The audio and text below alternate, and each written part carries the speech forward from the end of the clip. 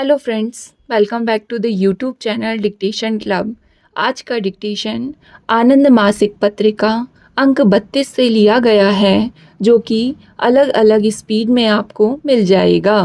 अगर आपको इसकी पीडीएफ अलग से चाहिए तो आप नीचे डिस्क्रिप्शन बॉक्स से टेलीग्राम चैनल ज्वाइन कर सकते हैं, जहां भविष्य में आने वाले डिक्टेशंस की लिंक डाल दी जाती है।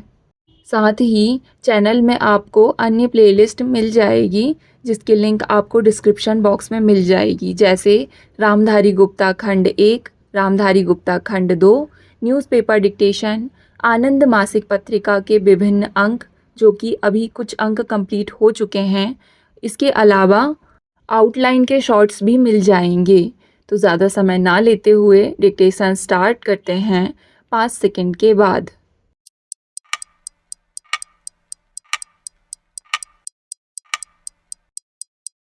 स्टार्ट। सभापति महोदय, मैं पुनः इंडोनेशिया आने पर वास्तव में बहुत प्रसन्न हूँ, और विशेष रूप से इसलिए कि मैं यहाँ चारों ओर बहुत से परिवर्तन देख रहा हूँ।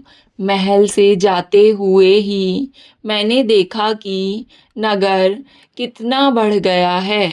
मेरा और मेरे साथियों का आपने जो स्वागत किया है और जो प्रेमपूर्ण शब्द कहे हैं, उनके लिए तथा आपके निमंत्रण के लिए मैं बहुत आभारी हूँ। इससे मुझे आपके सुंदर देश और प्रतिभाशाली लोगों से अपना परिचय फिर से ताज़ा बनाने और मित्रता प्रगाढ़ करने का अवसर मिला है। हमारी मित्रता केवल अतीत पर ही आधारित नहीं है। स्वाधीनता संग्राम के दौरान यह फिर शुरू हुई और अब स्वतंत्रता को सुदृढ़ करने के लिए समय बढ़ती जा रही है। आज की दुनिया में जबकि संचार साधन इतने विकसित हो चुके हैं, सभी देश एक दूसरे के पड़ोसी हैं। हमारे दोनों देशों विदेशी दासता से मुक्त हैं। हम विश्वास करते हैं कि स्वतंत्रता की सार्थकता तभी है जब इसमें सामाजिक और आर्थिक भलाई निहित हो। शक्ति का वास्तविक आधार आर्थिक स्थिरता ही है। इसलिए कम विकसित देशों को आर्थिक दृष्टि से सशक्त बनाना सब राष्ट्रों का पहला काम होना चाहिए। विकासशील देशों को चाहिए कि वे विकास के प्रयत्न में भी उतनी ही शक्ति और उत्साह दिखाएं जितना उन्होंने स्वतंत्रता के संघर्ष में दिखाया था। विकसित और समृद्ध देशों को चाहिए कि वे गरीब देशों की सहायता करें।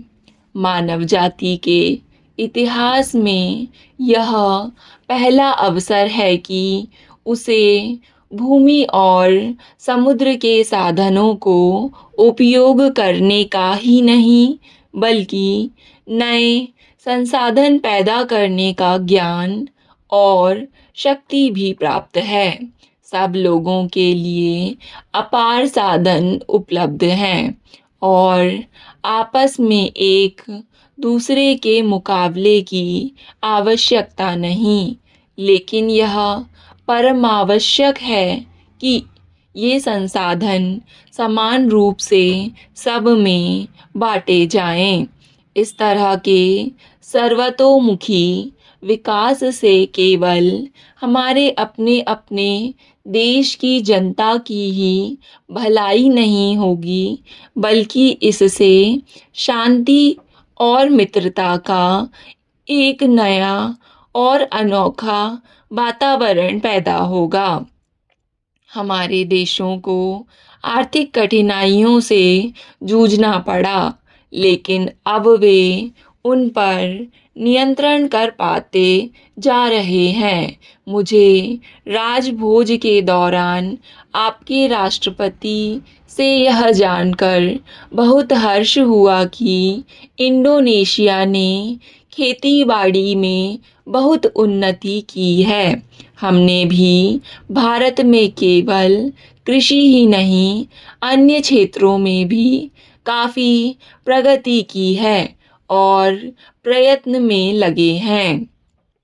सभापति महोदय, विकास की यह दीर्घकालीन चुनौती है कि हम अधिक से अधिक प्रयत्न करें और जिस प्रकार धनी और पिछड़े देशों को आपस में सहयोग करना आवश्यक है, उसी तरह विकासशील देशों को भी एक दूसरे से व्यापार और दूसरे तरीकों से सहायता देकर सहयोग करना चाहिए।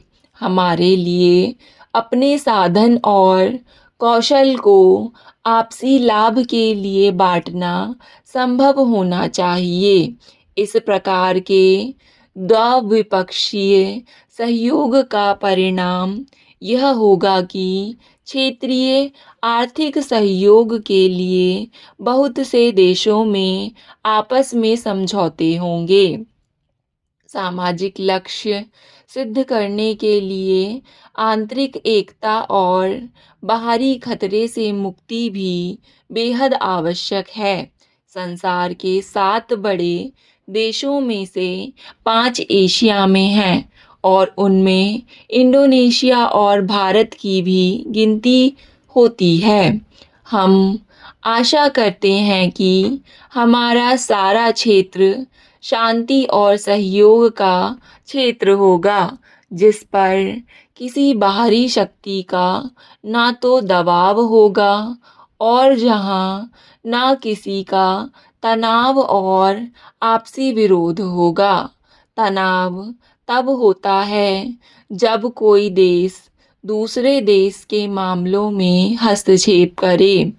यही कारण है कि हम हमेशा इस तरह के हस्तक्षेप के विरुद्ध रहे हैं और हमारा सदा यह विश्वास रहा है कि सब देश शांति और सह-अस्तित्व की भावना से रहें।